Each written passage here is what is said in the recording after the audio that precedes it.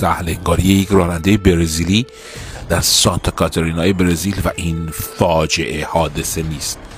کامیون حمل اتانول سر پیچ چپ میکنه و بلافاصله آتیش میگیره. نگاه کنید ببینید ماشینایی که نزدیک هستن بلافاصله پیاده میشن، فرار میکنن مسافراش، اما بدبختانه داز اول داستانه.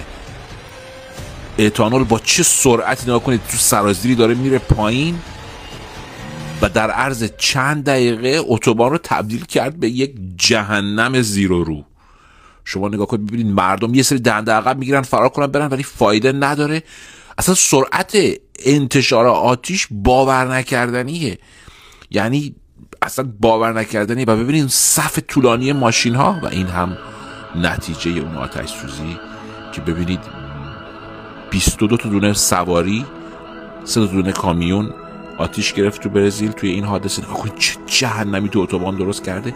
5 نفر زخمی شدن، کسی کشته نشده، ولی فقط خواستم اینو بهتون نشون بدم که یک سهل انگاری، یک تصادف چه فاجعه‌ای رو به بار آورده.